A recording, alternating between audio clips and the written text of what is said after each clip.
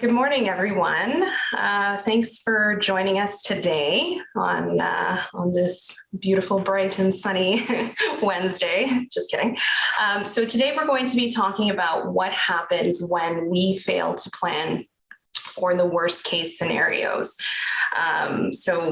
Nobody likes to think about the day that, you may not have the capacity to make decisions about your money or your healthcare. And I understand that, but, unfortunately, these things happen. Things happen in life, and we need to have and ensure that, the proper plans are in place so that your relatives, your loved ones can take care of you if needed.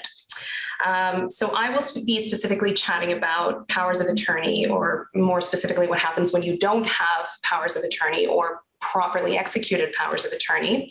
And that's kind of on one time spectrum or time frame. And Sabrina, my colleague, will be talking about what happens when you don't have a will. So kind of the after death time frame. So I would also start today with the standard caveat that our conversation today is a general discussion. It is not legal advice. But if any of you have any questions pertaining to your specific situations, either myself or Sabrina would be happy to chat with you. Please do not hesitate to contact either of us. So I'm going to start with the general explanation of what powers of attorney are. So these are documents that allow someone to make decisions for you on your behalf if you are unable to do so for yourself. So they essentially become a substitute decision maker for you during your lifetime. Now, there are two types of powers of attorney, or POAs for short. So we've got powers of attorney for property, which cover decisions relating to money, tangible assets like real estate, intangible assets like investments, or representing you in legal proceedings, or even calling government agencies on your behalf, for example. So for the purposes of today, I'm going to be talking about typically what we refer to as a continuing power of attorney for property, which takes effect immediately, essentially from the day you sign, and continue unless specified otherwise, and continues through any subsequent or later incapacity. So really, there's no, the document can be used without additional steps necessarily having to be taken. So the individuals, as I mentioned, appointed under power of attorney for property can do anything with respect to your property as if it were you, with the exception of making a will. So again, becoming a substitute decision maker for your property decisions. The second type of power of attorney that we have is called a power of attorney for personal care. So this is this document covers decisions relating to your health, housing, diet, hygiene, anything personal that you would otherwise make for yourself. This type of document differs from the power of attorney for property in that it can only really take effect. Those decisions can only be made by the person that you've appointed or people you've appointed if you are actually incapable of doing that for yourself. So it's going to involve some form of extrinsic support that would, that leads the person authorized to make those decisions for you. They have to have that reasonable belief, and there has to be that support that you cannot make those decisions for yourself. So both of these types of documents do require the grantor or the maker of the document to have capacity to sign the documents. So, the way that we test for capacity, if we're, as the lawyer preparing the document, for each one, they have their own criteria, but at the end of the day, the lawyer preparing the document has to be satisfied that that individual has the required capacity or has the ability to understand the nature of the document and the consequences coming from signing such a document.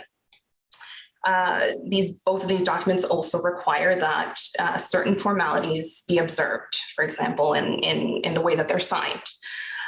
So these, and generally, these documents, along with what I'm going to be talking about later, the applications that arise if we don't have them in place, they're governed by what's called the Substitute Decisions Act, or SDA for short. So I'm going to be talking about a couple of scenarios, which unfortunately are not uncommon.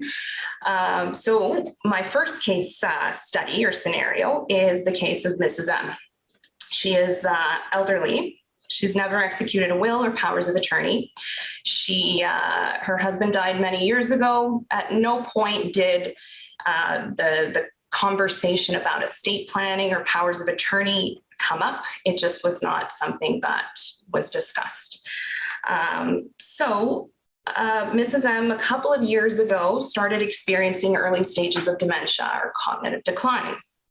At that point, again, no conversation came up about potentially getting powers of attorney in place.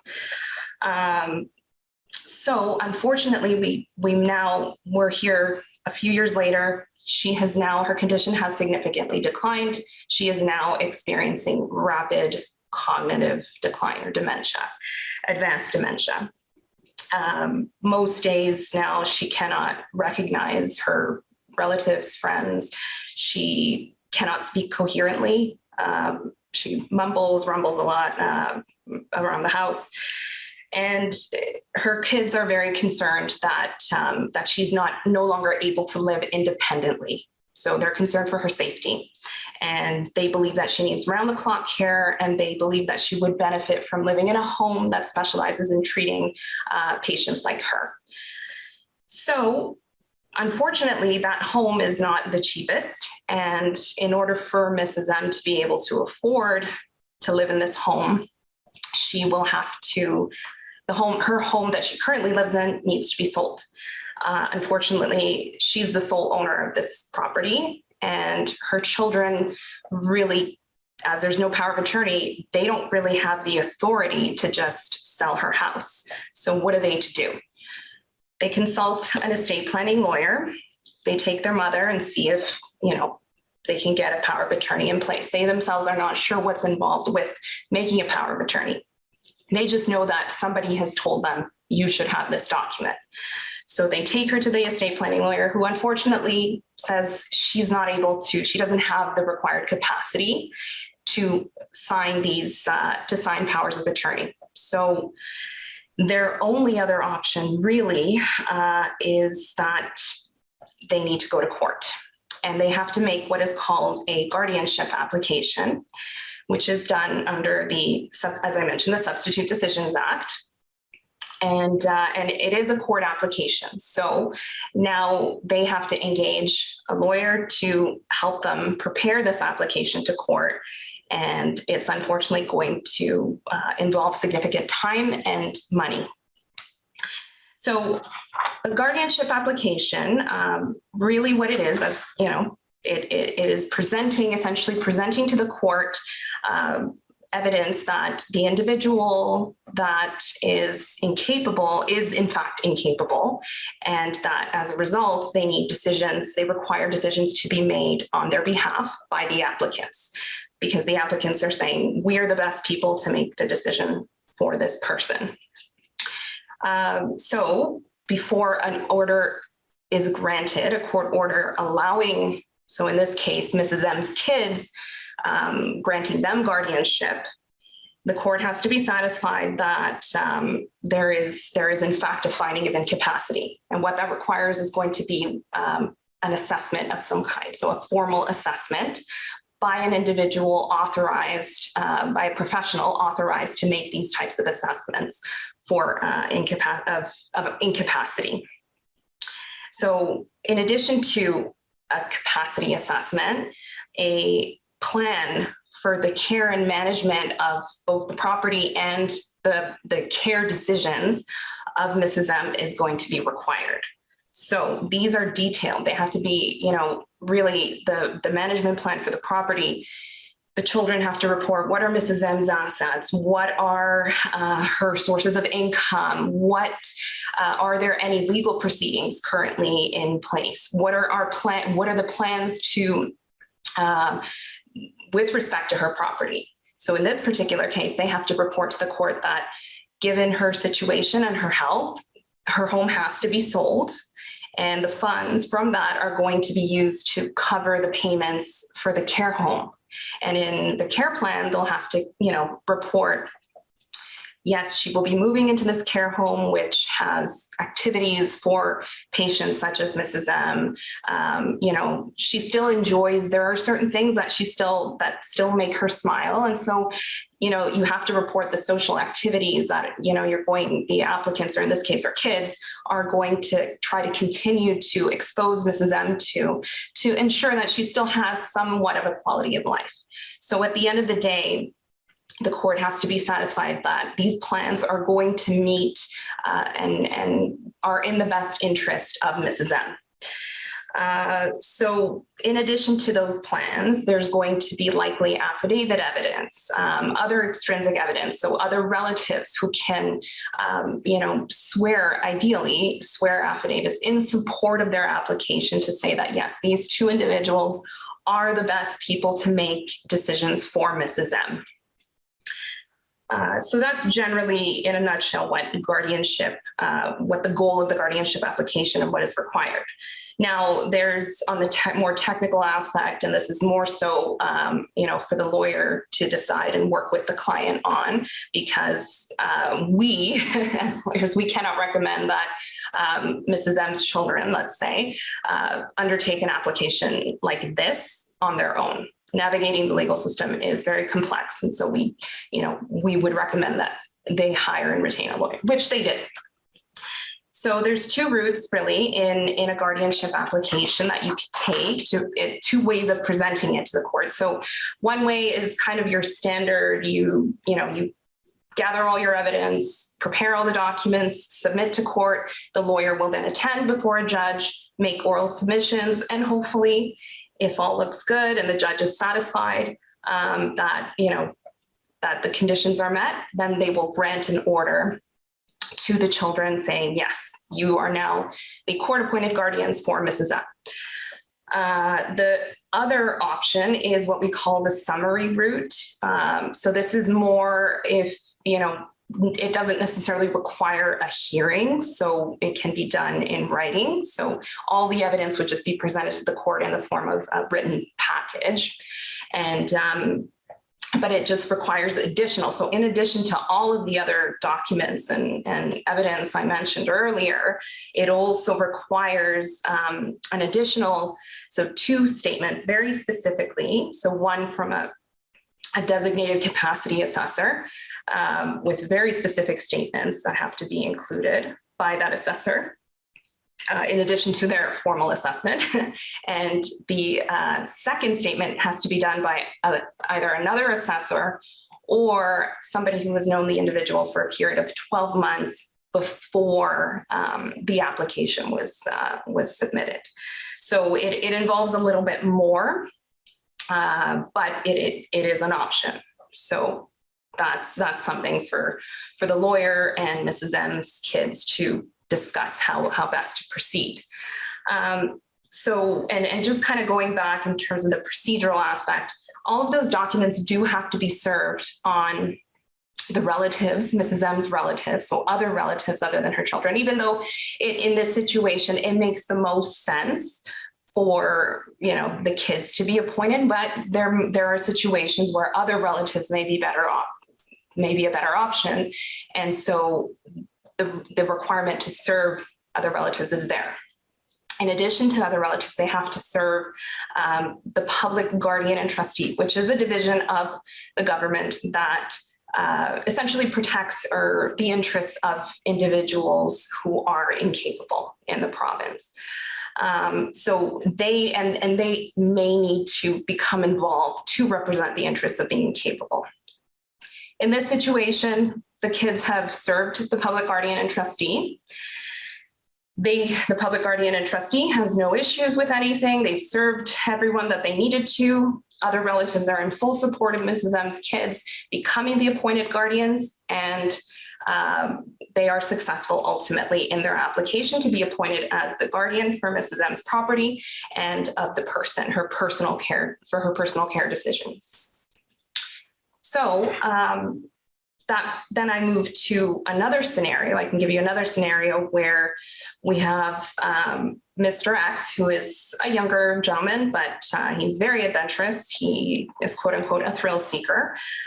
So, he realizes that he likes to engage in, fun, but dangerous activities like, skydiving or, free jumping or dangerous activities. So he recognizes this and decides, I probably should have a will and powers of attorney. So he goes on Google and downloads or prints off something that he thinks will be just fine. Unfortunately, the documents are not executed properly. They're not the proper formalities under the requirements of the Substitute Decisions Act are not observed. But at the time he has no idea because he doesn't seek legal advice. So fast forward 5 years later, Mr. X is unfortunately involved in a really bad sporting accident and has now suffered significant brain injury. And he no longer can live independently. And he must live in a special, like a group care home, basically.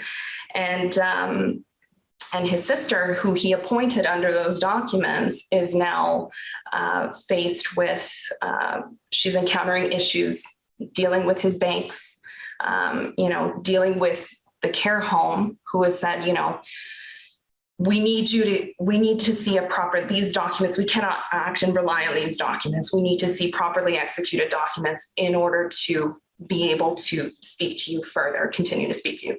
The bank has now pretty well frozen her out of his accounts.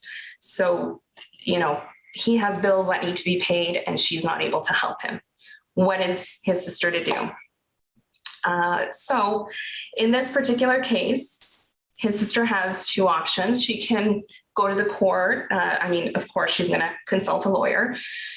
Her option is she can go to the court and go through the same procedure of getting, pretty well bringing a guardianship application, or she can bring what is called an application for directions under the Substitute Decisions Act to see if, she can get an order, not necessarily rectifying the deficient powers of attorney, but to see if perhaps she can get a declaration that they are valid documents.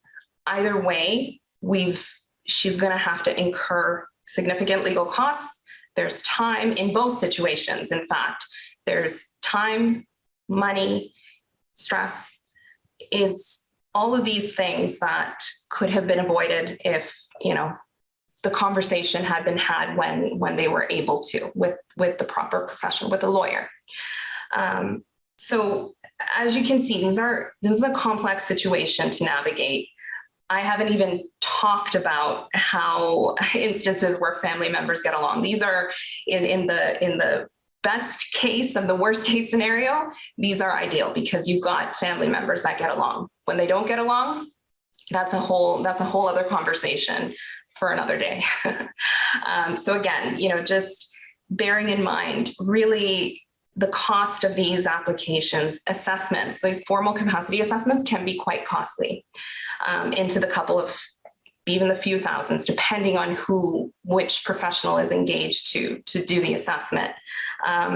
Legal fees. There's significant time and that goes into preparing the documents. And so, that does reflect in the legal fees. There may also be the issue with privacy. When you make these types of applications, you're filing documents with the court, which can become public record. You're also having to serve the public guardian and trustee, which is a division of the government. So now you've got the government and the court pretty well, they're aware of your family business. So this may not, be a big deal to certain people, but it may for others, right? And otherwise it's unnecessary, or it could have been unnecessary at a certain point in these people's lives. So in closing, I just want to drive home the point. It's really important to, as much as we don't like to think about the worst case scenario, it's really important to plan for it and speak to a lawyer, get your documents prepared. You invest the money up front to have them properly, executed, advised, and you are fully aware of your rights and obligations, and the obligations of the individual authorized. So basically just, you don't want to end up in a situation where your loved ones are having to navigate a complex situation and a complex court system. And so the fees upfront pale in comparison to what ends up getting spent if you don't have those documents in place. So with that kind of closes off my portion of the segment. So I'm going to pass it over to Sabrina, who will talk about the next kind of time frame. Hi, good morning, everyone. My name is Sabrina Gismondi, and I'm a will and estate lawyer at Kaiser Mason Ball. So I'm going to talk about for the next 20 minutes or so what happens when someone dies without a will. And to do this, I'm going to talk about a few myths that I hear time and time again from family, from friends, in client meetings. There's all these sort of myths that I hope that I can clarify in the next 20 minutes. And then we're going to end with, sad story of someone that died without a will and things just went from bad to worse. So let's go with myth number one. I don't need a will because I have power of attorney documents, or I don't need a will because I have a living will. Or, someone said this to me last week. My mom is my aunt's executor and my aunt is in long-term care. And so my mom as executor is making her healthcare decisions. Or I also receive these calls all the time. My mom passed away and, you should know I'm her attorney for property and personal care. So all of these statements that I just said, they're all mixed up. They're not accurate. Because there's a lot of confusion about power of attorney documents, which Daniela just spoke about, and a will, a last will and testament. So to be clear, we're talking about 3 different documents: power of attorney for property, power of attorney for personal care, and last will and testament. There's no overlap between them, okay? So power of attorney documents work when somebody is alive, but needs help with their decision-making. A will becomes effective when somebody passes away. So there's no overlap between the documents, okay? So this can often be confusing to some people. So just keep it in mind that it's really 3 different documents and there's no overlap between the power of attorney documents. They work when someone's alive.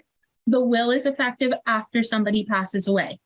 We have clients, and I know people, they change their will 10 times over during their lifetime. People can make a number of wills during their life. You can change your will anytime you have capacity. When you pass away or when you lose capacity, that becomes the final will. Okay, so let's take a couple of minutes to talk about terms. First term is attorney. So attorney is, again, what Daniela was talking about under power of attorney documents. It's not your lawyer. And a lot of people get very mixed up with this. I think in the US, they use the word attorney to describe lawyer. But in Canada, we don't really use that term. An attorney is the decision maker under the power of attorney documents. Okay, so it's not me, it's the person under the power of attorney documents. As opposed to the executor or the estate trustee or the trustee.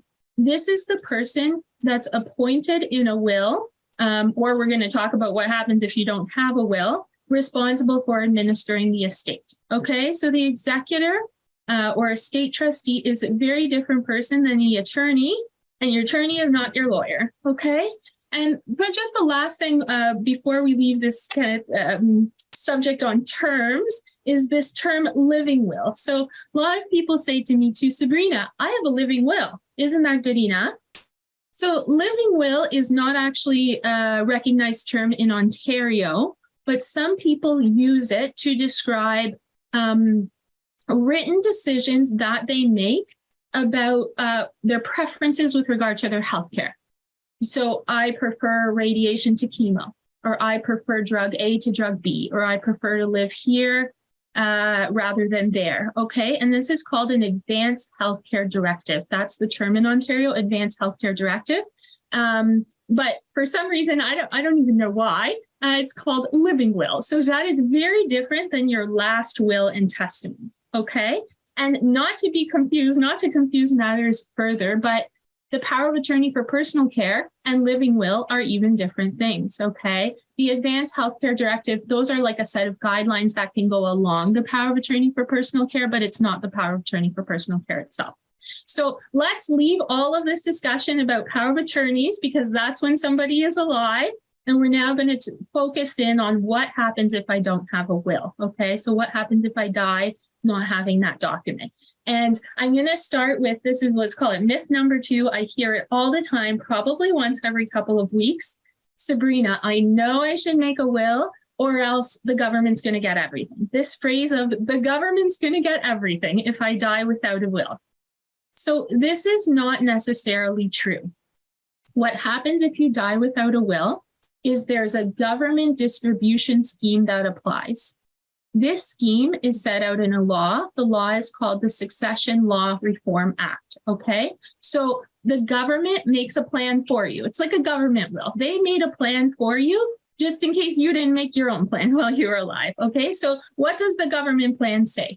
It says, if you have a spouse, your estate will go to your spouse and no kids. If you have a spouse and children, your estate will be divided between spouse and children. If you have a child, but that child's died and left a child of their own, like a grandchild, that person gets to participate. And by the way, that concept of children, grandchildren, the law uses the term issue. Issue is your lineal descendants, okay? So the law provides for that. If you don't have spouse and you don't have issue when you die, your estate will go to your parents or the survivor of them. If you don't have parents, it will go to your brothers and sisters. If you don't have any brothers and sisters, it will go to your niece and nephews. If you don't have any niece and nephews, it will go to your next of kin. And if you do not have any next of kin, so none of these people, the estate will go to the government. So as you can see here, the phrase go to the government, I mean, it can happen, but I don't know many people that really have no living relatives that can be found, okay? So this scheme that I just described, that's what happens if you don't have a will. The government has made a plan for you, and the plan doesn't care if you're estranged from your siblings or if your child had special needs, or that doesn't matter. If this plan is imposed, okay? It doesn't matter on your particular situation. It's imposed on you if you didn't make a plan or a will of your own. Okay, so just to conclude that myth, it's not likely that the government is going to get your estate, but they're certainly going to have a plan for you about how your estate is going to be distributed. So maybe you heard that and you thought, okay, that's fine. And people say this to me all the time as well. Sabrina, I don't need a will because everything's going to go to my spouse. I have a spouse and everything will go to him or her. Okay, Sabrina, so I don't really, I don't feel the need to make a will.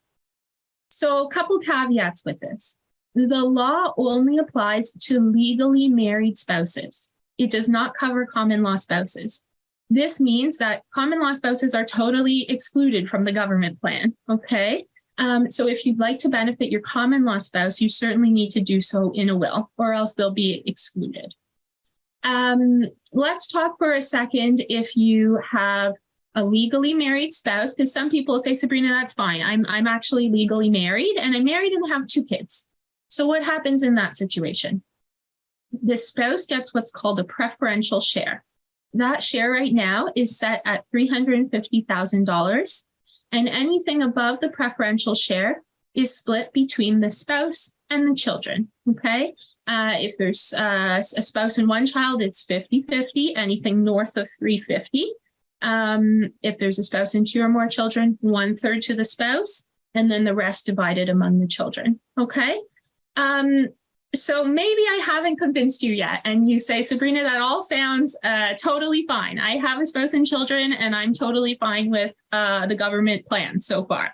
So let me draw to your attention a couple of complicating factors.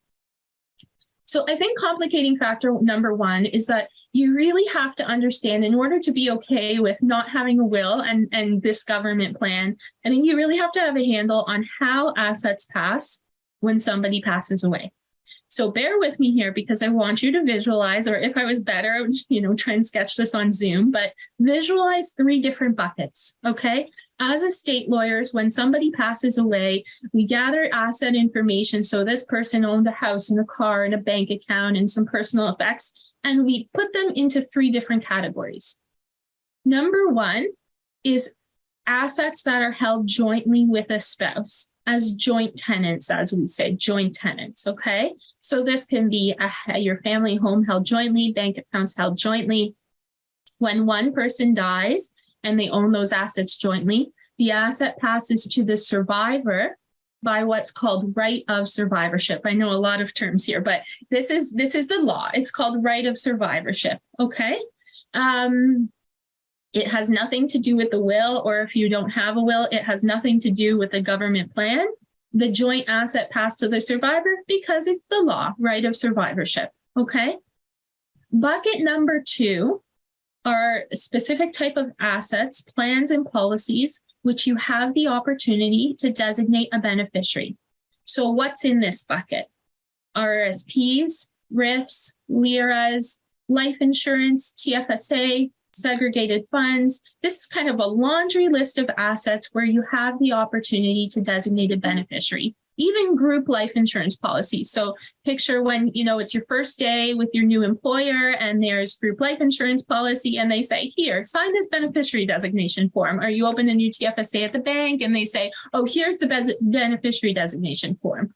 Okay, so if you designate a beneficiary on that form, and that person or the persons you name survive you, the proceeds of that asset will pass to that person because they were the designated beneficiary. So again, it passes, as we say, outside the estate.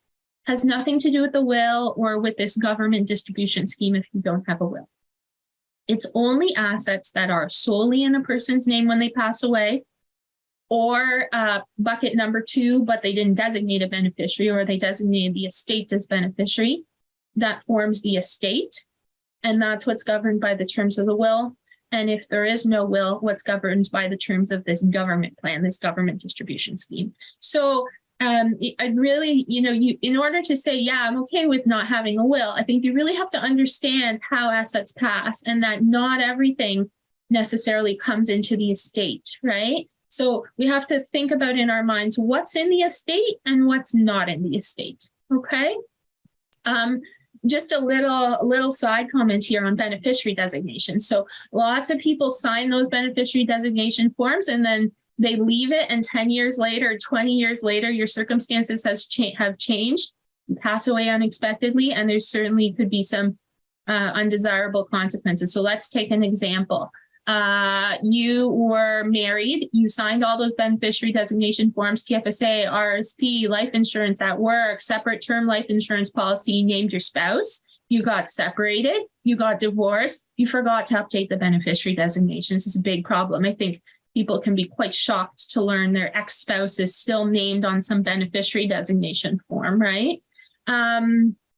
Another thing is change in circumstances. So maybe you opened your TFSA 10 years ago when you were single and you name your brother as the beneficiary of your TFSA. You've since gotten married and had children. And so ideally, if you pass away, you'd like your TFSA to now pass to your spouse or your children, but you've still got your brother named. So if you were to pass away, the bank will pay out to your brother because he's the person that's named, right? So really important to review what assets you own and how you own them. Are they joint? Are they sole name? Do they have beneficiaries designated, etc.? Okay, so a good estate planning lawyer and a good plan will look at all of these factors. So not just looking about the will, not just looking at a will, but looking at the entire plan. And a lot of people say to me, why is it called an estate plan? Why don't you just say you're making somebody's will? Because it's about the entire plan. The will, as you can see, is just one aspect of the whole plan. Okay. So maybe you say, Sabrina, okay, this is all good information. I'm still not convinced. I have a really good handle on how I own things. I'm confident everything is joint and I've got my beneficiary designation set up properly. Complicating factor number 2 is when minors are involved or incapable people are involved. And by involved, I mean they inherit, okay? So when a minor person inherits, if you have no will, so let's say you pass away and you have a spouse and 2 children, and the children are 5 and 10. So those children are minors. Anybody under 18 is a minor in Ontario. The interests of minors are represented by a government office called the Office of the Children's Lawyer. Represents the interests of minors across the province, okay? And this is not necessarily a bad thing. It's a good thing that we have, a government body who's overseeing the legal rights of minors. But it's a complicating factor because now all of a sudden, I think as a spouse or whoever it is that's trying to administer the estate, you're dealing and you're negotiating and you're accounting to the Office of the Children's Lawyer, who's overseeing the administration of the estate on behalf of those minors who have an entitlement. Another factor that people often find shocking is that parents are not the guardians automatically of their minor children's money, okay? So the law is such that parents can hold in trust for their children up to $35,000 currently of the child's money for their benefit. Anything above $35,000, parents are not permitted to hold on behalf of it if it's the child's money that, that 5-year-old has just inherited $500,000. A parent is not automatically entitled to manage that money for the child. So what happens to it? It gets, the phrase is paid into court. So when a minor inherits under this government distribution scheme and it's above $35,000, the money gets held by what's called the accountant of the Superior Court of Justice of Ontario. They hold it in a pot of money with all the other money that they're holding. I think it's like hundreds of millions of dollars or something that they hold and invest on behalf of people. And it gets paid to the minor once they turn 18 years old. And it doesn't matter what type of life circumstance that minor is in when they're 18, whether they're in with a good crowd or a bad crowd, it gets paid out because they've attained that age of majority, and it gets paid out to them. Okay, so I think this is quite shocking. And this is one of the, I can't stress it enough, when you do proper will planning with an estate planning lawyer, the lawyer should be talking a lot about trusts for minors.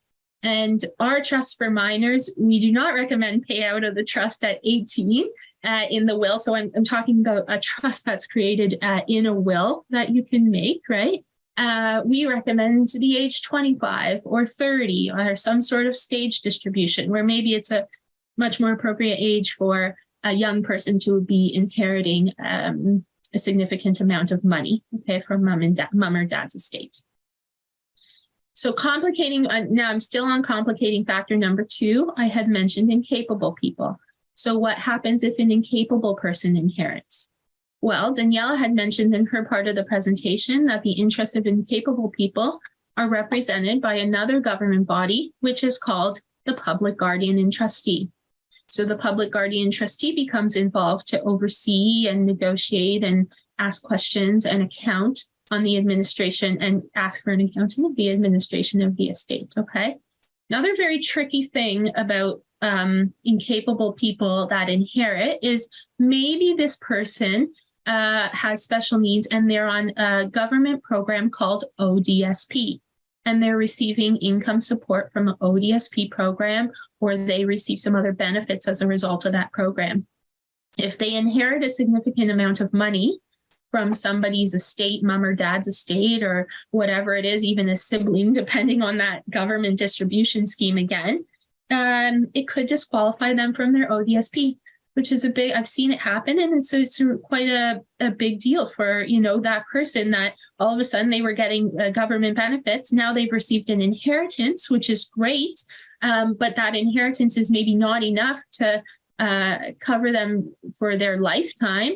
And they really would have preferred to stay on ODSP, but there was no planning done. So that's another thing, that having a proper will and a proper estate plan, an estate planning lawyer would canvass those issues. If there's special needs beneficiaries, especially that are on ODSP, there's a very special type of trust we can set up in the will for that person, so as not to disqualify them from their ODSP benefits. So you lose all that if you fail to plan. So you can see that, there are unintended or undesirable consequences that just kind of keep going if you just go with a government distribution scheme and say, hey, I really don't need a will. Okay. But if I still haven't convinced you, maybe you say, Sabrina, this is all fine. None of this applies to me. I have a legally married spouse. I have 2 adult children. They're fully capable. I really still don't see the benefit to making a will. My family will figure it out. My family is so close. Nothing, there's no friction in the dynamic. They're close. They'll figure it out. I want to be very clear that if there's no will, there's no estate trustee automatically appointed, because it's the will that appoints an estate trustee. Okay. So not even the closest family member, not even your spouse, can administer your estate without applying to court to become the estate trustee. So how does this play out? Someone passes away with an investment account for $300,000 that's solely in their name, and spouse goes to try and collect it and say, my husband's just passed. I know there's an investment account here. Here's the death certificate. Here's my ID. Can you please pay out that money to me? I'm the spouse.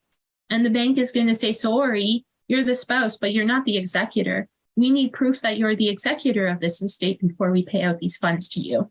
Okay, so that's how this starts unraveling.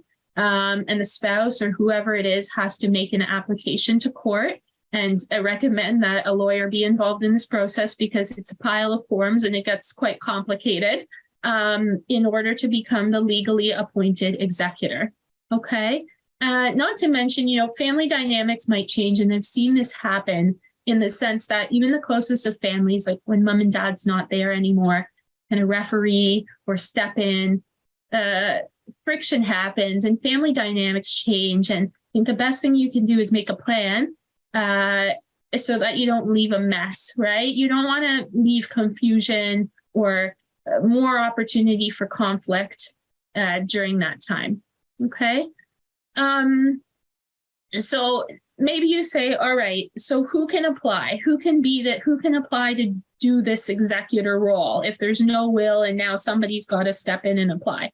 Well, the law has this whole laundry list of who can apply and their qualifications and that sort of thing. So here's kind of a glimpse at the list. The person must be in Ontario. You cannot not be a resident of Ontario and apply to be an executor if there's no will. Okay, so if you die and both of your sons live out in Calgary, it's a problem because they don't have entitlement to apply.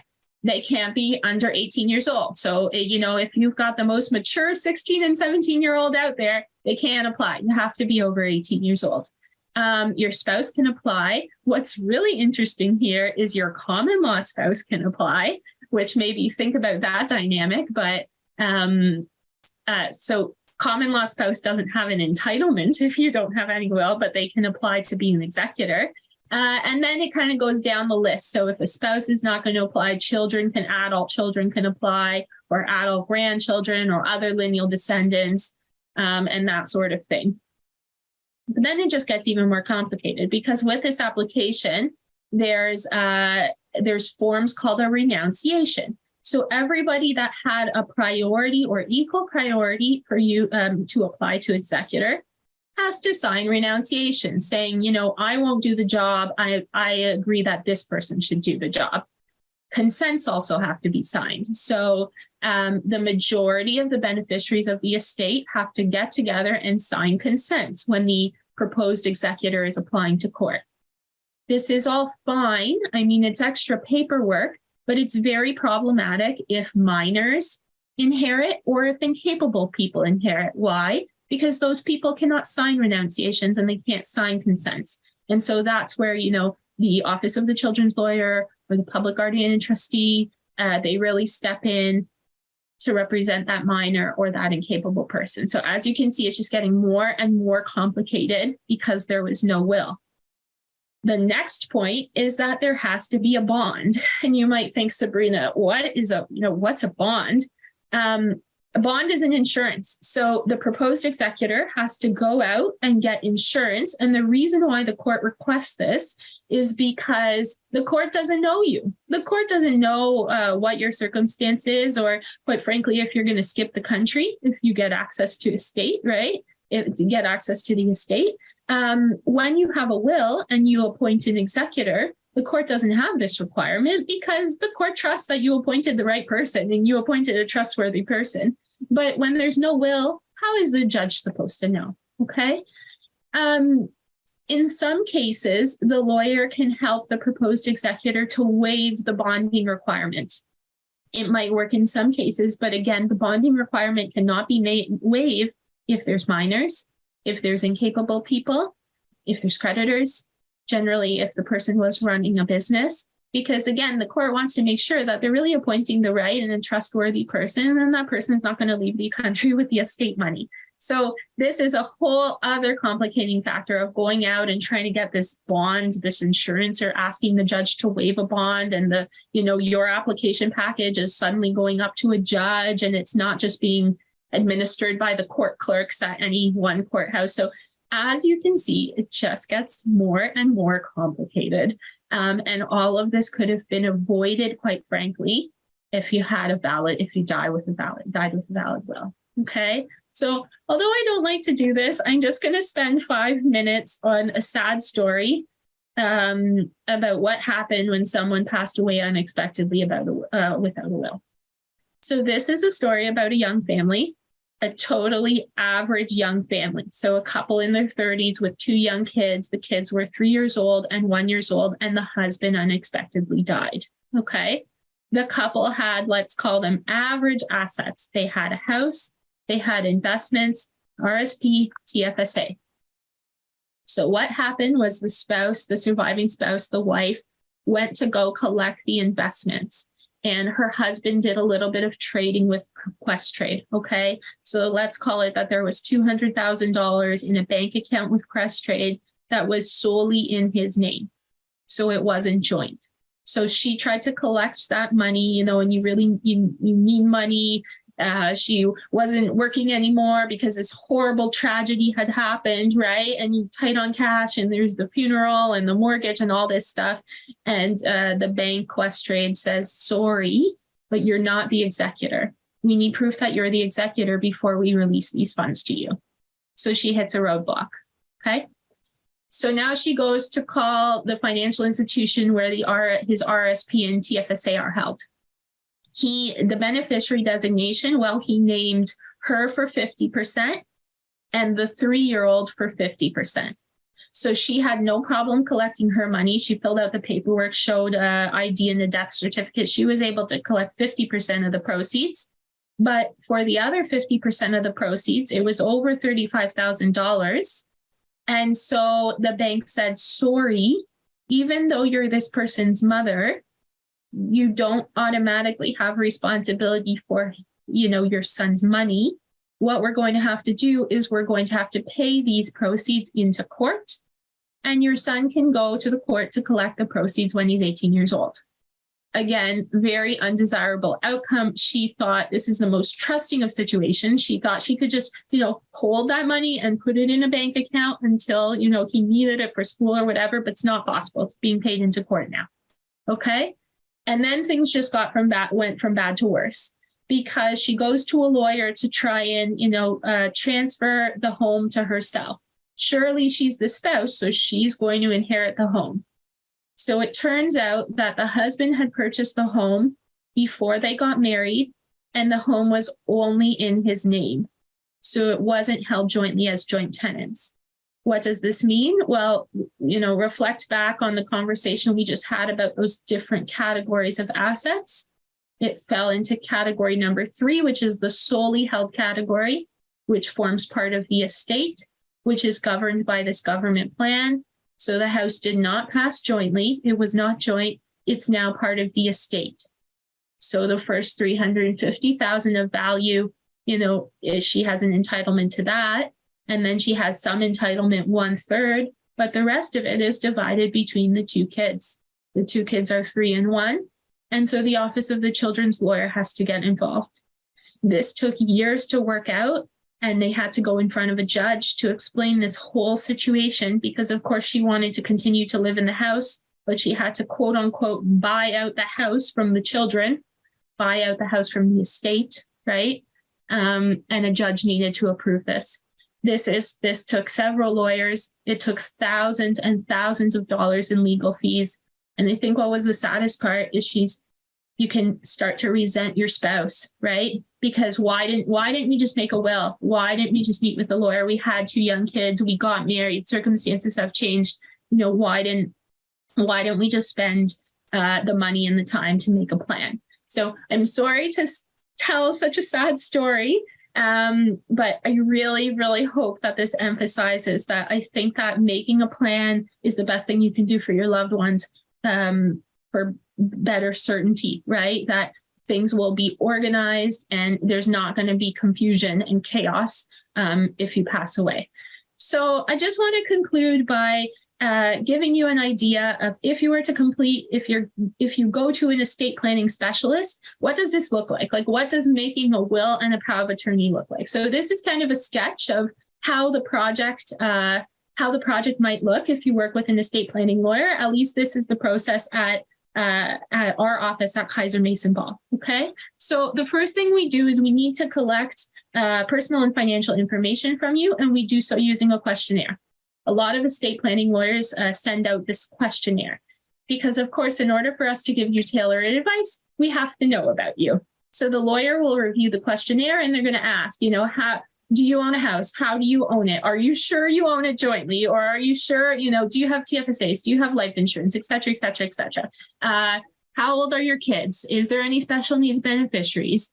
There's kind of all these questions that we ask in this detailed questionnaire. Then we meet. Okay. So the meeting is usually 1 to 2 hours, could even be more, could even require multiple meetings until such time as we can take your drafting instructions. So you're ready to give the lawyer instructions about your will and power of attorney. The lawyer drafts the documents, sends them to you for review. We have a review call. And then you attend at our office. So after you're fine with the documents, you come into the office to sign in accordance with the formalities that Daniela discussed, which is in the presence of 2 witnesses who are both there at the same time to make sure that everything is signed properly so that the plan is actually effective. Okay. And we call it the plan or the project because it's, again, not only the will, but it's the entire estate plan. And it's not only the will, but it's the power of attorney for property and power of attorney for personal care documents. And there's tremendous opportunities for planning once you get into these detailed discussions. So I mentioned some of them earlier, but great opportunities to put trusts in the will for minor children.